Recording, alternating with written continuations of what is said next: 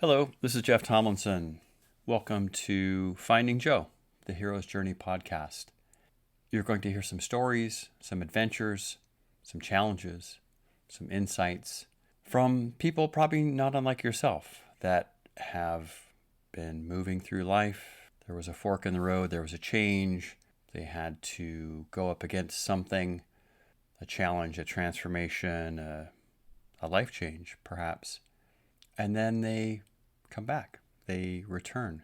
They bring back the gifts of that journey, that hero's journey, based on the work of Joseph Campbell. I think you'll hear the timeless truths that are represented here, but represented in a way that we can all relate to.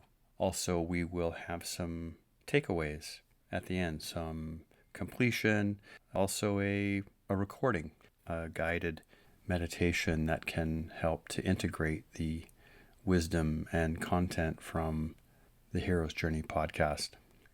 This podcast began from the inspiration of doing yoga teacher trainings for many years and hearing people's stories, the reasons that some of them started on a spiritual quest to move beyond the challenges they were facing in their day-to-day. It was very inspiring. I suggest you watch the film Finding Joe, an excellent example of these timeless truths represented in a way that we can all relate to.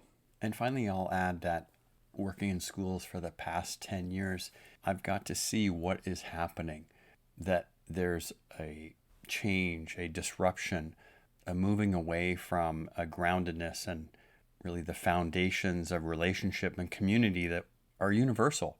So I hope you can appreciate this podcast that will help maybe bring some of that relatedness, that connection through the stories and the experiences that we all share. My name's Cale Fraser. I grew up in a small town, Gibsons, on the Sunshine Coast.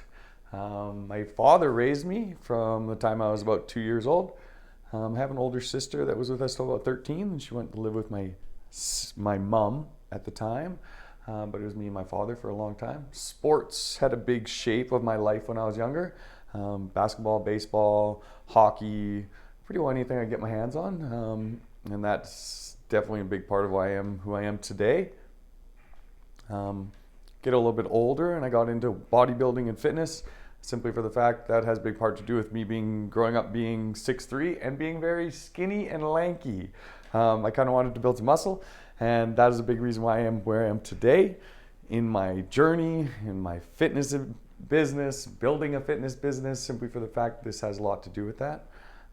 Growing up in a small town is you get to know everybody knows each other. It's one of those things I think that has built a lot of character of where I am today, and why actually living in Kelowna is a place that I love, because it is a bigger city, but it's a small city. Everybody knows each other, everybody's happy, they're friendly when they see each other, and that's a big part of why I love the city that I live in as well. Now I'd love for you, in terms of the hero's journey, which has a beginning, a middle, and an end, the separation, the fork in the road when life is going along and there's a change, and then we'll kind of go through each of the three pieces. So if you want to take a moment and talk about, life was going along and then there was some fork in the road. Absolutely. So I am an electrician. I went and got my apprenticeship when I was 18 years old.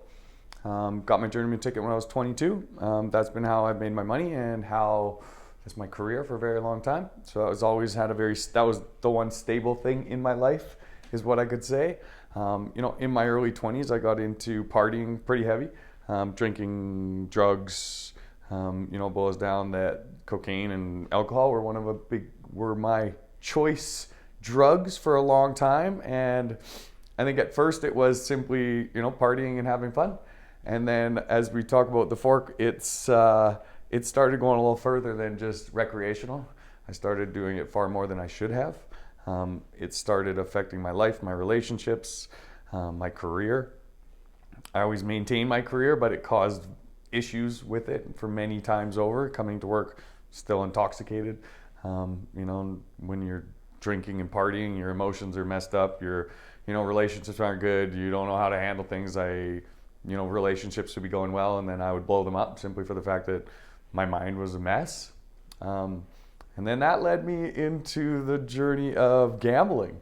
I think they all kind of go hand in hand, and then that is that is where the fork of the road takes an aggressive right turn, because gambling would be the one that would be the most detrimental abusive substance I have had in my life. It affected me for 5 years, and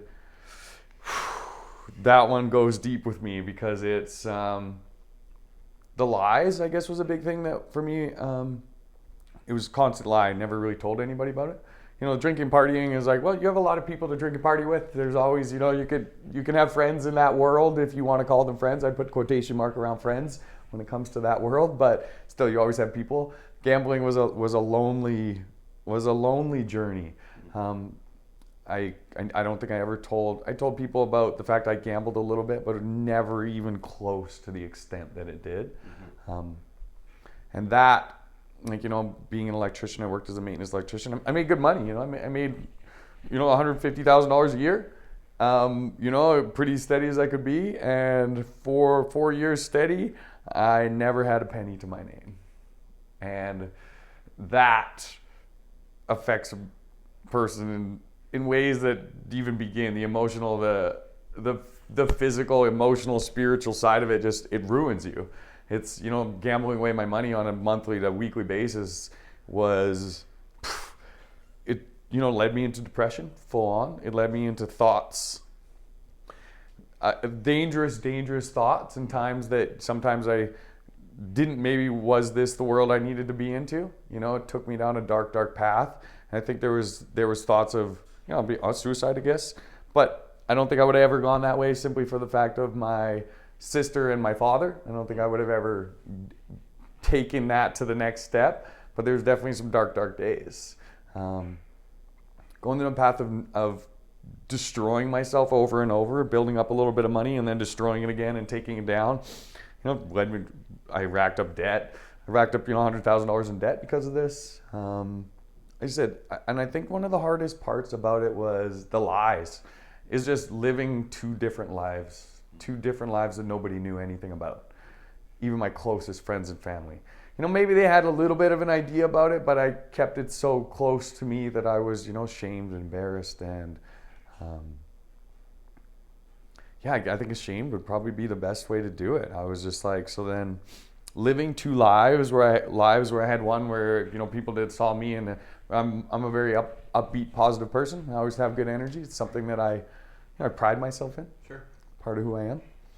And still having to maintain that when I was feeling like the end of the world, like feeling like death, feeling like I was nothing. Because I didn't have a penny to my name. There was weeks I blew everything I had and had to wait 2 weeks to get paid. And I'm scrounging together to eat food for the week and having to do things like that where I'm cleaning out everything in my fridge because of the fact that I let one night of gambling take away, I could take a $500, turn it into $3,000, lose that $3,000, and then lose another $10,000 on top of that. And it was, not having money to eat for weeks. So it was like, and then still trying to maintain my persona, I guess would be the way you'd say that. Maintaining still going out with, the hardest part for me was still having to try and go out with friends, because I never wanted to let them know that side of it. And when you have that, relationships with having close friends and stuff like that, they want to go eat and want to go do this, they want to go out. Well, I would avoid it obviously with that, but then when I got a little bit of money, I'd still go do that. So not only was I gambling away my money, but I was still putting on a persona of who I was, and that people could see that I was still, I'm a successful electrician. I'll put quotations around that as well, had that successful. So the two lives was the hardest part. And I think the financial burden of what I did to myself for years and years on end, you live in fight or flight. You live in a sense of constantly being stressed to the nth degree. And it's hard. What was the initiation part? Where was that point when it flipped, or you were right up against the, do you remember that? Can you say that? The flip, I guess, was I was always on the edge with drinking and partying. I think I have a very addictive personality, so I was always on the edge of it. but gambling took it over the edge. Like I was always with my alcohol and cocaine consumption was always like it was on the edge. Sometimes it was recreational, sometimes it wasn't. Sometimes I'd stay up for 3 days straight, partying and doing my thing. And so I was always right on the brink, and then it was the gambling that just like took it completely to the other side. And I guess that was my gambling started because I started getting into I actually started acting and modeling.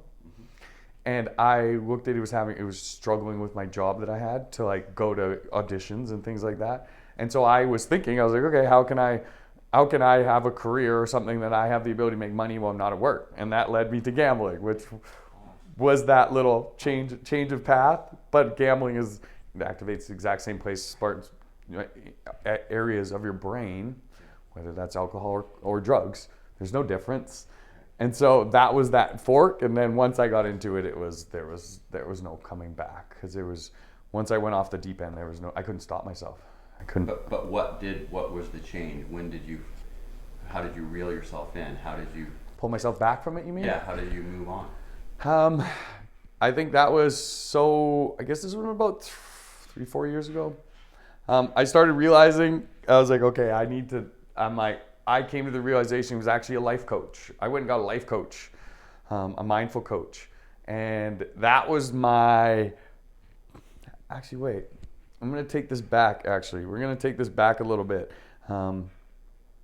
My realization of when I needed to change is I walked into, I believe actually it was a cannabis store in Vancouver.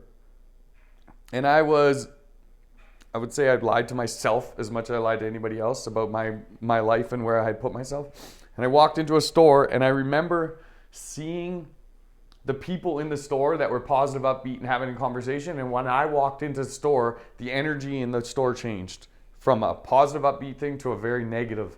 And I was like, that's not something I see when I walk into places. I don't bring negative energy in a lot of places. And it made me think. I went, I think I just remember it being a cannabis store I think it was Denman Street, but walked in, negative energy immediately. And when I walked home smoking, I smoked a joint on my walk back to my house, and it like dawned on me very, very aggressively that I was like, okay, there's something very wrong here. There's something that is different than I've ever had in my life. And I went home, I sat on my couch, I cried, I phoned a good close friend of mine. Actually, Cody I wouldn't be where I am today without him. I phoned him in tears, and I was like, Cody, I got problems. Like, I need to talk to you. I'll get emotional talking about this.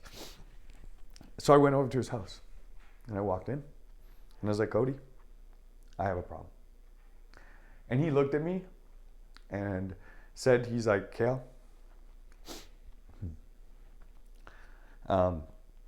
I could tell for a while that there's something off with you. And